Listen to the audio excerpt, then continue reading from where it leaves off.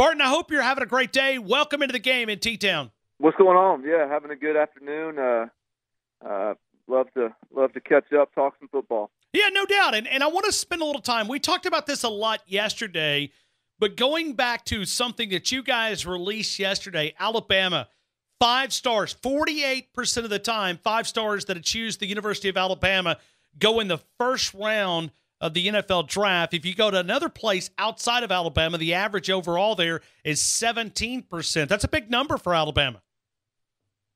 I mean, it is. I think that's the maybe the undervalued or underappreciated aspect of what Nick Saban does. Everybody praises his ability to recruit, and you sort of talk about how, well, yeah, if you got a roster of 5 stars, of course they're going to be having success year in, year out. It makes the X's and O's a lot easier. But I think what Nick Saban's done in developing those guys is probably the most important or most impressive aspect of it. I mean, when a kid's a 5-star heading to Alabama, there's just sort of a confidence that Alabama will get the most out of them. I think Deron Payne's a great example. He was a kid in high school who was undeniably talented, but I would see him at a camp and he'd dominate. I'd see him at the next camp, he'd be overweight and indifferent. I'd see him at an event the next time, he'd dominate, and then the following event I'd see him and he'd be overweight and just sort of okay. And so it was clear that how much talent he had, but who's going to pull it out of him? And is he going to capitalize all of that on the next level? When he goes to Alabama, there's just sort of this.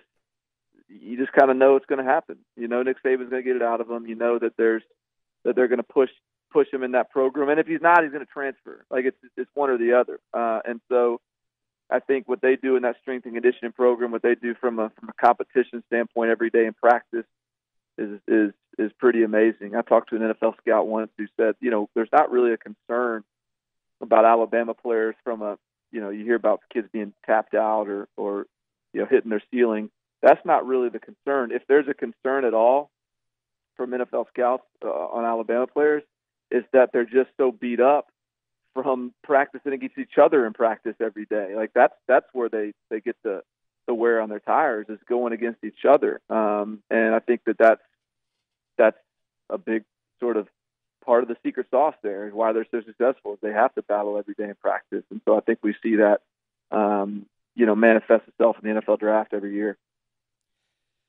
Barton, have you noticed the aggressive, and I don't want to say aggressive, maybe that's not the right word, but the change that Alabama has made with the social networks, Alabama football, the coaches are more involved. You got Scott Cochran now on Twitter. I don't think Nick Saban is on Twitter now, but he may be on Twitter very soon. But they're taking their message, and the way they're delivering that message is pretty aggressive on the social platforms.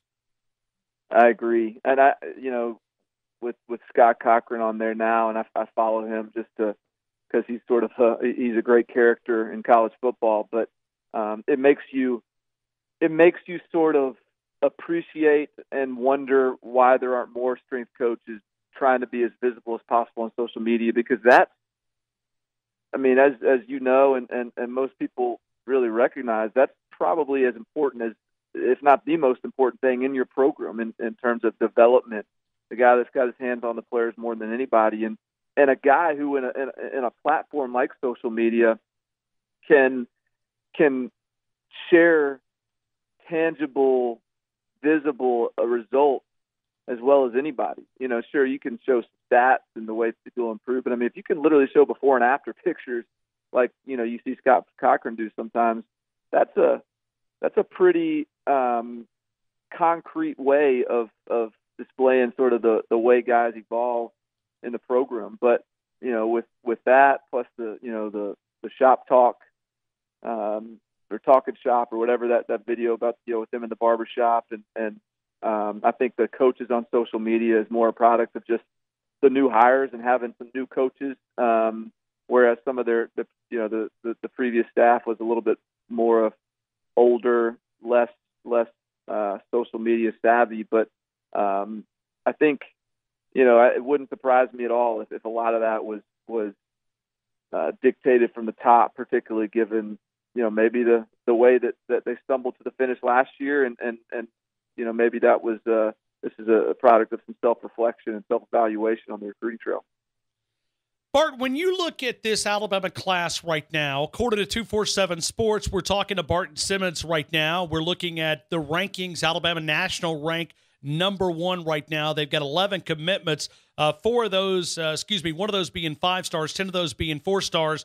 When you look at this class, what's that 1 or 2 prospects that jumps out within this group that you think are almost cannot miss type players that will be big time impact players 2019 and beyond? Kevin Harris, to me, the guy they just got, that's the one that I'm really excited about. Just as much edge speed as you're going to find in this class. I think he ran a 4.5 something, if not a low 4.6 when in pretty non-ideal conditions at a Nike camp in Atlanta, and he was one of the best pass rushers there. I think as he adds some weight and strength in that program, I think he's got a chance to be one of the best pass rushers in this class. I want to see more, but I think Brandon Turnage as a defensive back potentially has got a ton of upside. And then the kid they got very recently out of Alabama, Amari Kite, his frame and the way he can move within that frame is really enticing from a projection standpoint and an upside standpoint. This is going to be a pretty good offensive line class that Brent Key and Alabama are pulling together, and I think that Amari Kite being added to that mix here recently is a pretty critical and big piece of that puzzle. Let me ask you about the quarterbacks here. Tua Tagovailoa, 4-star. Paul Tyson, a 4-star. Can any of these gain? Can they move up? I mean, do you see any potential of them moving up into that 5-star spot, or you think this is where they'll stay?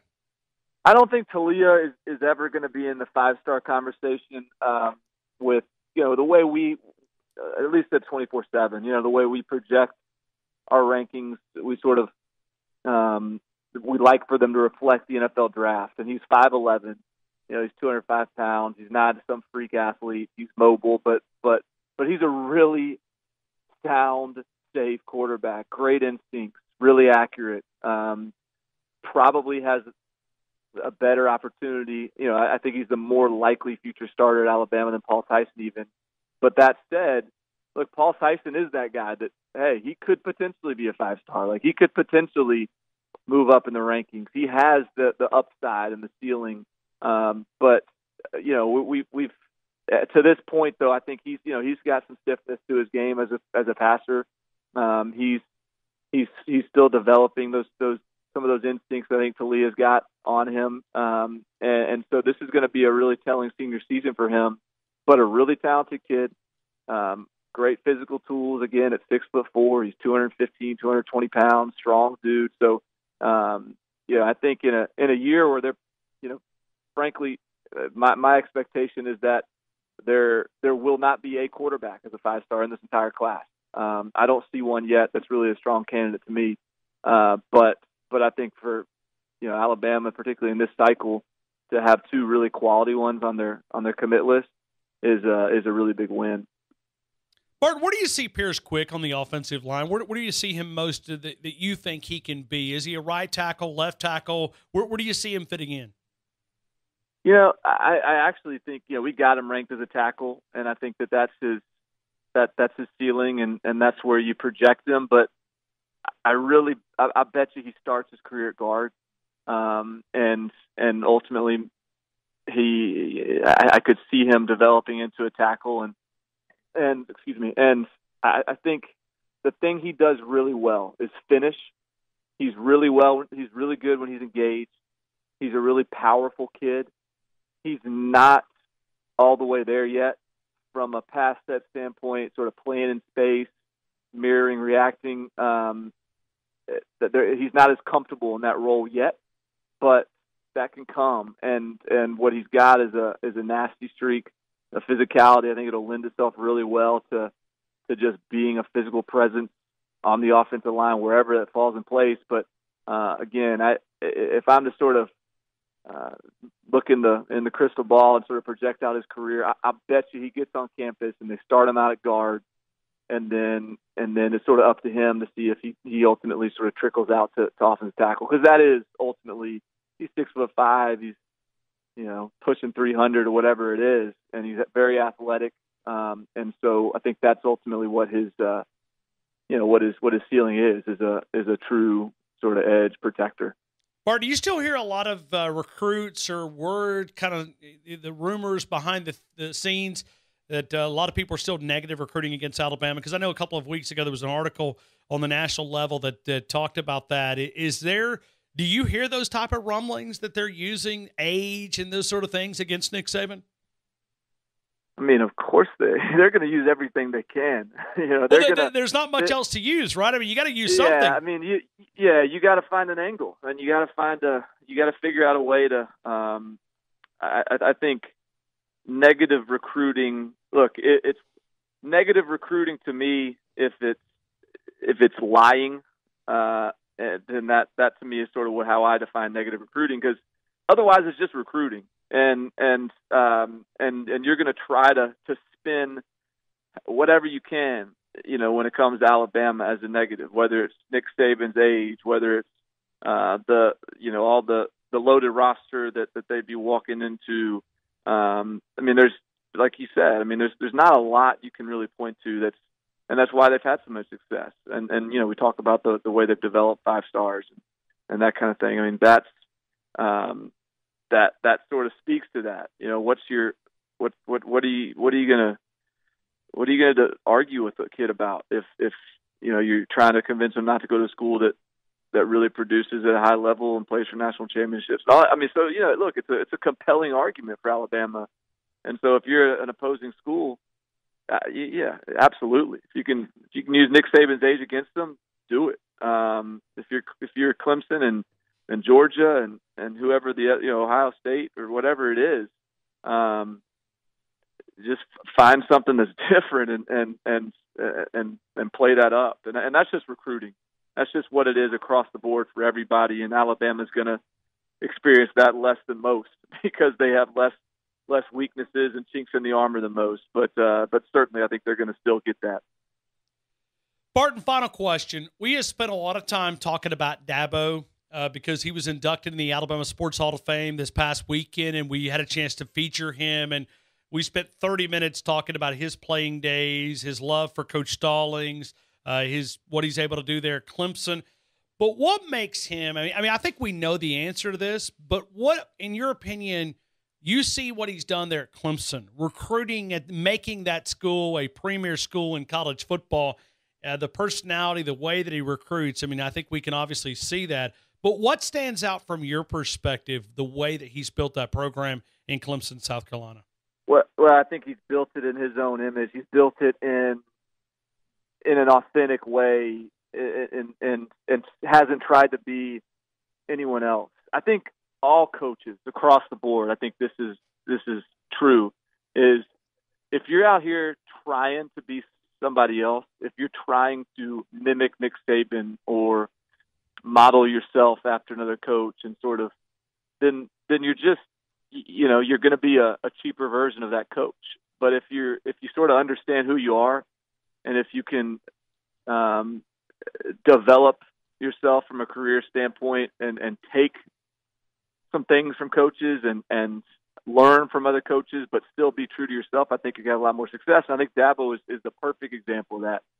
I think that's a big reason why they're able to recruit and win battles against the Alabamas and the Ohio States. Is it's a little bit different. It's a different atmosphere there, and they've proven that they can win even with that different atmosphere. And obviously he's hired great coaches. He has made it a place that great coaches want to stay and stick around. There's not a lot of turnover on that staff, and so I just think there's a lot of things he does really well, and he can do it without being the X's and O's guru that Nick Saban is, or the sort of taskmaster even that you find some at other places. I mean, Dabo does it in his own way, and that's not to say he's going to be hard on those guys as well and challenge them and hold them to a high standard. But it's a much more family environment. It's a much more environment sort of true to who Dabo is, and I think that's why they've been successful. Is they've been sort of their own program, not a copycat program by any stretch. Hey, we did it, Barton. We made it through a complete interview, and I didn't ask you about Jalen Hurts and Tua Tagovailoa. I mean, how about that? Hey, man, that's I imagine you got a segment coming up on that later or something. Right? Isn't that's all the talk of Tuscaloosa these days. Listen, man, you stop and get gas, you stop and get a gallon of milk, you go into the pharmacy. It's all about, hey, what do you think? What do you think? What do you think? What do you think? What do you think? Tua, Jalen, Tua. I mean, it's like nonstop. The never-ending story in Tuscaloosa, but I'm sure we'll have plenty of time to talk about that. National College Football Analyst, writer for CBSSports.com. He's a director of scouting for 247 Sports. CBS Sports, you can find it there, CBSSports.com. National College Football Analyst. Barton, as always, thank you for your time, and I hope you have a great afternoon. Appreciate you. Okay, brother. Appreciate it.